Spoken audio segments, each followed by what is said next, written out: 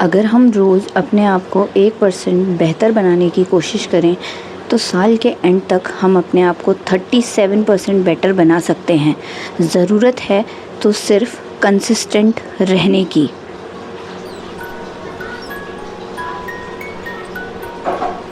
Hello everyone, welcome back to my channel Priya and Suhail.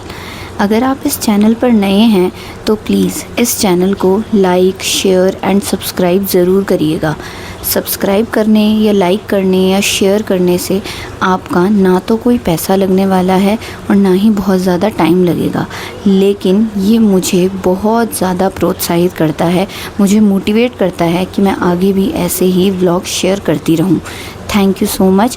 यहाँ आपको देखने को मिलेगा कि हम अपनी डेली लाइफ को किस तरीके से मैनेज कर सकते हैं और उसी तरीके से हम आगे बढ़ सकते हैं। आज मेरे हस्बैंड घर पे नहीं थे तो सबसे पहले मैंने किचन में जाके किचन का हाल देखा और हमारी जो किचन थी आज वो बहुत ही कम मैसी थी। तो मैंने सबसे पहले क्या किया, किचन से आकर मैंने सबसे पहले कपड़े लगाए और बीच बीच में मेरा बेटा मुझे परेशान करता है तो आज मैंने उसे भी साथ में काम में लगा लिया था कि तुम मुझे कपड़े ला कर देते रहो और मैं कपड़े लगाती रहूँगी।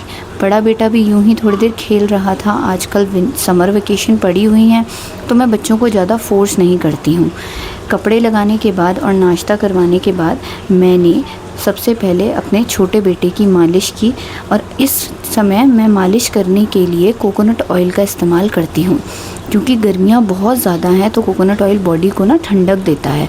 और सिंपल मैं पैराशूट वाला ही कोकोनट ऑयल यूज़ करती हूँ, कोई virgin olive oil, virgin coconut oil या फिर ऐसे यूज़ नहीं करती हूँ। और इतने में ही थोड़ा बहुत घर का काम, झाड़ू पोछा ये सब करते हुए दिन के खाने का टाइम हो गया था। तो मेरे पास रात का लेफ़्ट ओवर चिकन था तो मैंने उसी की थोड़ी सी तहरी बनाने की सोची और यहाँ मैंने अपने प्याज वगैरह काट कर और उसी को थोड़े से चावल लेकर तहरी छोंक ली थी। क्योंकि अब हस्बैंड घर पे नहीं है तो कुछ ख़ास बनाने का भी मन नहीं था। मैंने सोचा थोड़ा जल्दी जल्दी यही सब काम कर लेते हैं तो दूसरे जो पेंडिंग काम रहते हैं बच्चों के साथ वो काम निपट जाएंगे। और यहाँ पे मैंने बर्तन जो हो गए थे इतनी देर में गंदे, वो सब धीरे धीरे धोना शुरू कर दिया था। अब मैं एक ऐसे घर से हूँ जहाँ पे मैंने अपने बचपने में काम नहीं किया है। मतलब हमारे घर का काम ना सारा मम्मी ही करती थी तो मुझे घर का काम सीखने में काफ़ी समय लगा। मतलब उसको मैनेज करना, कर तो हर कोई लेता है, बर्तन भी धो ही लेते हैं, झाड़ू पोछा भी कर ही लेते हैं, लेकिन उसको मैनेज कैसे करना है, उसको सही तरीके से कैसे करना है, इस चीज़ को सीखने में भी मैंने टाइम लगाया है। शायद आप में से कुछ लोगों को ये बात अजीब लगेगी और आप मुझे कमेंट करके बताना कि आप लोगों के साथ भी किसी के साथ ऐसा हुआ है, क्योंकि हमारे घर में तो यही समझा जाता था कि तुम्हारा काम पढ़ना है और तुम पढ़ाई करो। लाइफ स्किल्स के लिए तो हम लोगों को तैयार ही नहीं किया और मैं पढ़ाई में अच्छी थी तो मेरे घर वालों ने कभी मुझे फोर्स भी नहीं किया। तो ये देखिए हमारी तहरी रेडी है, किचन में पूरी साफ़ कर चुकी हूँ और इतना देखिए खिला खिला सा चावल बना है। फिर मैंने सारे कपड़े अपने धो लिए थे और छत में मैं सुखाने के लिए आ गई थी और इतनी ज़्यादा धूप है कि 2 मिनट छत में खड़ा होना इतना ज़्यादा मुश्किल हो रहा है। और मेरे तो ना, मैं रोज़ कपड़े धोती हूँ क्योंकि छोटा बेटा बहुत सारे कपड़े गंदे करता है, उसकी रोज़ की पजामियाँ होती ही होती हैं। क्योंकि मैं उसको दिन में डाइपर फ्री रखती हूँ, सिर्फ रात का समय होता है जहाँ पे मैं उसको डाइपर पहनाती हूँ। और अब थोड़ी देर के लिए वो सो गया था, फिर मैं उसको नहलाने के लिए लेकर आ गई थी।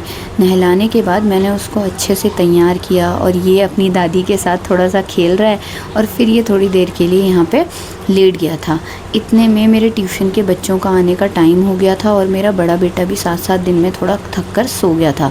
तो ट्यूशन के बच्चे आए हुए थे तो मैंने उनको धीरे धीरे पढ़ाना शुरू किया। और आजकल ना ट्यूशन पढ़ाना इतना ईजी नहीं है, क्योंकि पहले तो सिर्फ ट्यूशन पढ़ा दिया जाता था और अब बच्चों का सिलेबस इतना अलग हो चुका है कि मुझे उनके एक्स्ट्रा क्वेश्चंस अलग से प्रिपेयर करने पड़ते हैं।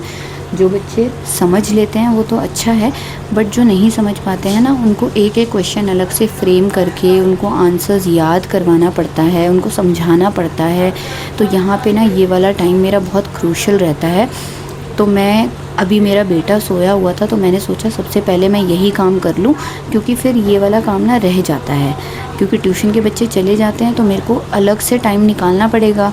तो मैंने साथ साथ में यहाँ पे कुछ क्वेश्चंस फ्रेम कर लिए थे। और ये देखिए, अभी दिन में इतनी ज़्यादा धूप थी और अब शाम का मौसम देखिए, इतने काले घने बादल हो गए थे। तो शाम के समय मैंने क्या किया, थोड़े से बच्चों के लिए चिप्स और चाय बना ली, और साथ में ही रात को अपने और अपने बेटे के लिए मैकरोनी बनाने की तैयार की, क्योंकि बच्चों की मनपसंद का खाना भी बनाना पड़ता है। और वो ज़िद कर रहा था कि मुझे मैकरोनी ही खानी है। मैंने ठीक है चलो, बाहर का खाने से तो अच्छा ही है। तो मैंने क्या करा, मैकरोनी को साथ में बॉईल करने के लिए रख के और चाय लेकर चली गई। और आप ना इस तरीके से मैकरोनी बना के देखिएगा, बहुत टेस्टी बनती है। यहाँ पे ना मैंने क्या किया है, पहले मैकरोनी को बॉईल किया। मैकरोनी को बॉईल कैसे करना है, आपको पानी में सिर्फ हल्दी और नमक और थोड़ा सा तेल डालना है। आप उसको हल्का सा अधकचा सा बॉईल कर लीजिए। फिर मैंने यहाँ पे उसका छौंका लगाने के लिए वही बेसिक प्याज, टमाटर ये सब डाला, उसमें नमक डाला, मैगी मसाला डाला, और मसालों के नाम पे मैं यहाँ पे सिर्फ थोड़ी सी हल्दी, बस इतना ही कुछ डालूँगी, ज़्यादा कुछ नहीं। मसाले को अच्छी तरीके से पकने दो, और वो जब गल जाए ना अच्छी तरीके से, टमाटर उसके पूरे मैश हो जाएं, तो यहाँ पे आप इसमें मैकरोनी डाल दो। और जो मैकरोनी का पानी होता है ना, जब मैकरोनी उबल जाएगी तो आप क्या करिए ना, उसमें से मैकरोनी को अलग निकाल लीजिए और उसी में मैगी तोड़ के डाल दीजिए। मैगी का 1 पैकेट या 2 पैकेट, आधा किलो मैकरोनी में आपको 2 पैकेट मैगी के मोर देन इनफ होंगे। तो यहाँ पे मैंने यही करके मैगी को बॉईल करने रख दिया था, उसी में सिर्फ गर्म पानी में डाल के, और यहाँ पे मैंने सारा का सारा मैकरोनी का बना के रख दिया है। साथ साथ ही जो किचन काउंटर पे सामान फैला हुआ था वो सब भी मैं समेट रही हूँ, क्योंकि अलग से टाइम निकालना it's very difficult with me. तो मैंने ये चिप्स वगैरह सारे डिब्बे में बंद करके अलग से रख दिए हैं। यहाँ पे मेरी मैकरोनी भी रेडी हो चुकी है। और अब मैं यहाँ पे स्लैब की, और जो इंडक्शन में हम थोड़ा चाय बनाते हैं तो वो थोड़ी गिर जाती है, क्योंकि मेरा इंडक्शन बहुत तेज़ पावर का है। तो उसको क्लीन वगैरह मैं हाथों हाथ जब भी रखती हूँ तो मैं हमेशा क्लीन करती हूँ, और तेल के छींटे आने पर, ये सब करने पर उसको भी मैं जितनी बार भी खाना बनता है उतनी बार मैं उसको साफ़ कर देती हूँ।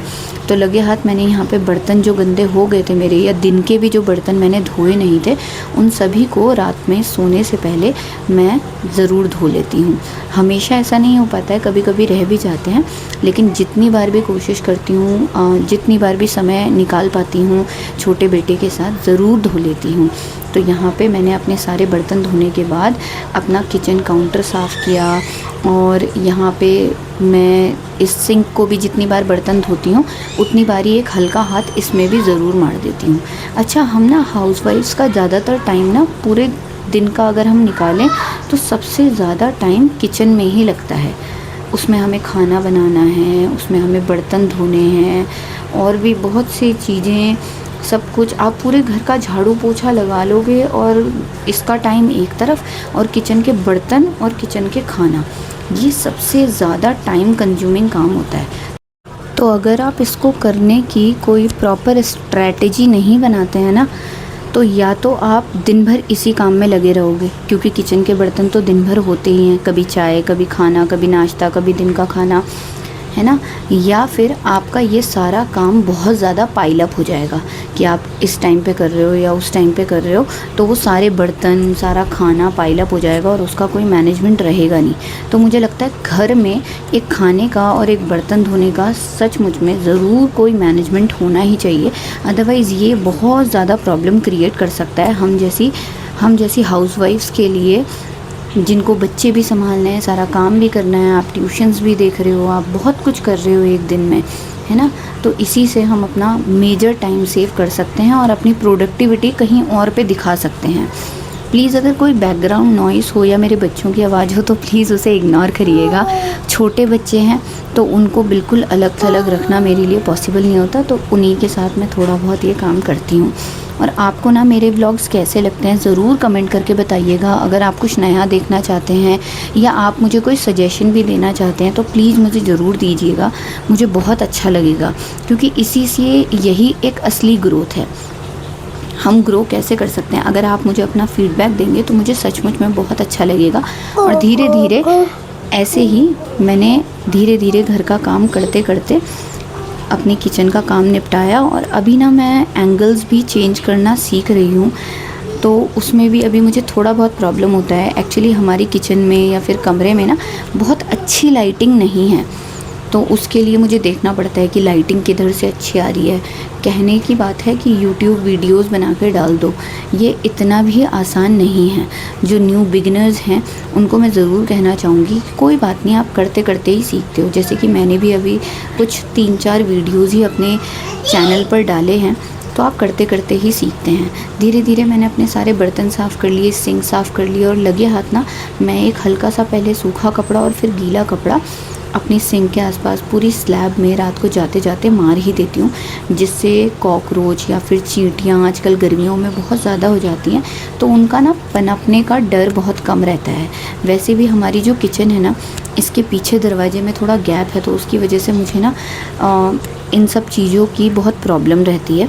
तो मैं धीरे धीरे एक ये जो गीला कपड़ा है ना, उसको हर जगह पे पूरा का पूरा मार दूँगी गैस पे। जैसे कि मैंने मैकरोनी बनाई थी तो उसके तेल के छींटे आ जाते हैं, गैस के पीछे जो मैंने वाइट कलर का बोर्ड रखा है वो, और अब इनके पापा घर पे थे नहीं तो ये दोनों सोने का नाम ही नहीं ले रहे थे। रात के 11:30 बज चुके हैं, तो मैंने अपने बेटे को बोला अगर आपको सोना नहीं है ना तो एक काम करो, आप यहाँ पे अपनी बुक्स निकालो और उनकी या तो रीडिंग करो या फिर कोई लर्निंग वर्क करो। इसी के साथ मैं आज का व्लॉग ख़त्म करती हूँ।